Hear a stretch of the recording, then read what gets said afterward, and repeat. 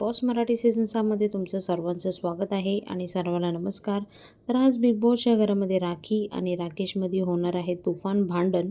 तर नेमकं भांडणं कशावरून झाले ते जाणून घेऊया. त्या अगोदर आपला चॅनल सबस्क्राईब करून ठेवा. तर इथे राखी म्हणत आहे की राकेश म्हणत होता की मला रियालिटी शोमध्ये ह्यांनी सगळ्यांनी जबरदस्ती आणलेलं आहे, मला यायची इच्छा नव्हती. तर इथे राखी म्हणत आहे की राकेशला घराबाहेर काढा, त्याला जबरदस्ती आणलेलं आहे असं तसं. तर राकेश म्हणतो असं कोण बोललं? तर बोलतो राखी म्हणते तू बोलला. तर बोलते फालतूबाई आवाज बंद कर, हे सगळी फालतूगिरी बंद कर. तर इथे राखी म्हणत आहे तू फालतू आहे, तू फालतूगिरी करतो आणि इथे सगळ्या मुलींच्या मागे राहून तू गेम खेळतो.